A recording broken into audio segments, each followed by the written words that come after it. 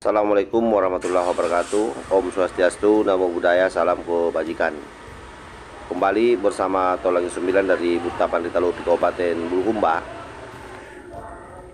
Ada satu narasi menarik yang bagus kita lihat secara bersama-sama, di mana seorang oknum Nong Baklawi atau Nong Habib sepertinya ini adalah orang Kalimantan Banjarmasin ya, karena bahasanya memakai ulung, memakai piang.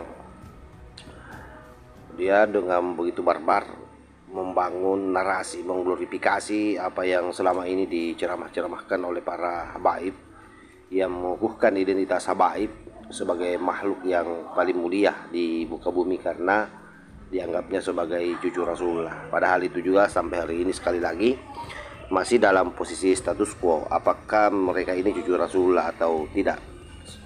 Sebab sampai hari ini belum mampu menjawab apa yang menjadi hasil penelitian kajian dari Kiai Imanuddin Usman Al-Bantani. Sahabat-sahabat yang saya hormati dimanapun juga berada, salah satu doktrin konyolnya adalah ketika mengatakan bahwa para habaib ini hal yang tidak layak untuk dikomentari katanya. Kenapa? Karena itu tadi, dia adalah titisan Rasulullah Sallallahu Alaihi Wasallam. Di dalam darahnya ada mengalir darah Rasulullah.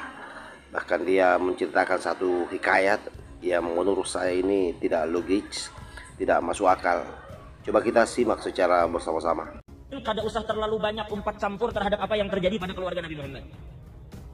Ini kadang yang jadi masalah, kita yang jaba ini, kita yang orang biasa ini berani-berani memasuki ranah kehormatan keluarga Nabi Muhammad. Jangankan kita yang jaba yang kada bisi apa-apa. Pernah suatu hari ada pertanyaan kepada seorang ulama, itu diriwayatkan oleh Habib Zain bin Semit dalam Manhajus Sawi. Mana mulianya antara orang alim, tapi biasa, orang kayak kita ini nang kada tahu juga keturunan siapa. Orang biasa seperti kita, misalnya, lalu orang tua alim.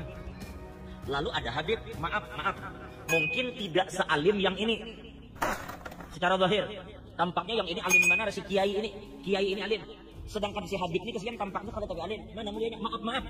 Bahkan si Habib ini dilihat tampaknya itu model kayak kada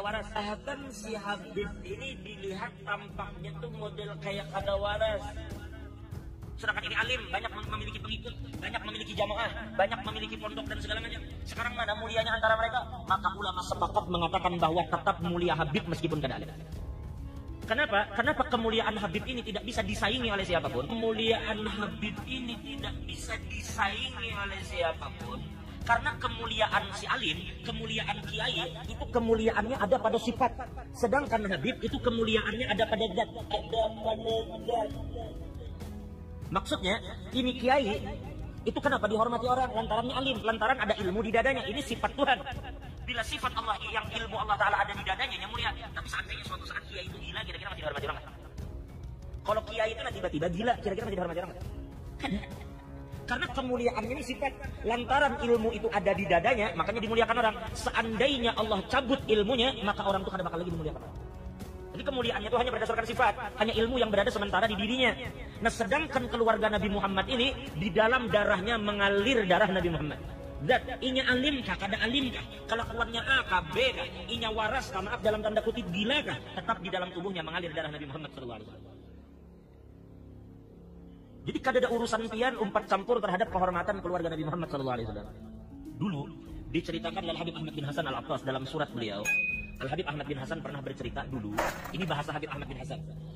Wa takhallaqa ba'du ahli baitin nabi bi akhlaqin damim. Bi akhlaqin damim. Ada sebagian keluarga Nabi dulu yang mungkin ini berakhlak kurang bagus. Entah apakah yang mereka lakukan, walhasil akhlaknya kurang bagus. Lalu tiba-tiba ada seorang kiai, ada orang alim yang mengiktiraf. Sampai tidak sadar terucap, "Maaf, itu dia Habib itu dia." Pokoknya mengucapkan sesuatu seakan-akan kenapa jadi Habib itu kelakuannya kayak itu? Kenapa Habib itu adabnya begitu? Kenapa Habib sifatnya kok begitu? Tingkah lakunya kok begitu? Sampai mulutnya terlalu lancang membicarakan tentang akhlak para habaib. Padahal si kiai ini, si ulama ini, itu sebelumnya Allah berikan karunia sering bermimpi bertemu Nabi Muhammad dalam mimpinya. Tapi begitu mulutnya lancang membicarakan akhlak keluarga Nabi, maka sejak saat itunya kada pernah lagi melihat Nabi Muhammad dalam mimpinya. Lalu tiba-tiba beberapa waktu kemudian inya melihat lagi Nabi Muhammad, tetapi Nabi berpaling darinya. Nabi kada mau lagi melihat dia. Lalu inya bertanya, ada apa ya Rasulullah? Kok yang jadi kada heran-heran lagi, tidak peduli lagi dengan ulun? Lalu dijawab oleh Nabi Muhammad, adaina waladi, ujar Nabi, engkau telah menyakiti anak. Mulut ikan terlalu lancang membicarakan kehormatan keluargaku. Lalu dijawab oleh kiai tadi, oleh si ulama tadi. Dia katakan, ya Rasulullah, fa'ala kada, wa fa'ala kada, wa fa'ala kada. Ya Rasulullah, inya tuh kelakuannya begini, inya menggawi ini, inya menggawi ini, inya melakukan ini. Ini disebutkannya, mungkin dia melakukan yang kada baik, mungkin melakukan ini, pokoknya semua disebutkan di hadapan Nabi. Lalu kemudian Nabi menghadapinya dan Nabi berkata, ujar Nabi, al-waladul aq hal yarithu abaha bala. Di dalam mimpi, ujar Nabi, aku ingin bertanya lawan kamu. Apabila ada seorang anak yang durhaka kepada bapaknya, lalu bapaknya mati, apakah anak itu dapat waris atau tidak? Anak yang durhaka lawan orang tua dapat waris kan? Dapat waris kan? Dapat waris kan? Anak durhaka lawan abahnya, waktu hidup ketujuh melawan abahnya, ketujuh hidup ketujuh menyahut abahnya. Ketika abahnya meninggal, apakah dia dapat waris atau tidak? Dapat. Siapa yang mengadakan anak durhaka kada dapat? Dapat kada? Dapat. Lalu apa ujar Nabi? Ini disebutkan dalam kitab Zuhurul Haqaiq yang ditulis oleh Habib Ahmad bin Hasan Al-Habib, Abdullah bin Alwi Al-Attas. Coba kita lihat apa ujar Nabi. Ujarnya, ya Rasulullah, orang ini kelakuannya begini-begini si Habib ini. Karena dia melakukan ini, karena sifatnya begini, karena akhlaknya begini. Seakan-akan dia menceritakan ini, ya Rasulullah, anakku ini kelakuannya kada baik. Ini ya Rasulullah, ini mengerjakan sesuatu yang kada bagus. Itu dibahasnya di hadapan Nabi. Lalu apa jawaban Nabi? Ujar Nabi, bila anak itu durhaka, kira-kira anak itu mewaris orang tuanya atau tidak? Lalu si laki itu menjawab, mewaris ya Rasulullah. Maka kemudian Nabi mengatakan, hada waladi wa adabuhu alaih. Ujar Nabi, ini kakak anak ini jadi anakku, dan urusan adabnya adalah urusanku, jadi bukan urusan kamu. Ini anakku, ujar Nabi. Kan Nabi kamu campur urusanku. Masalah adabnya begini, masalah akhlaknya begitu, urusanku, jadi Nabi bukan urusan kamu. Paham? Sedurhaka-durhakanya anak lawan orang tua, tetap kedurhakaan itu kada akan menghalangi warisan dari orang tuanya. Ini keluarga Nabi Muhammad.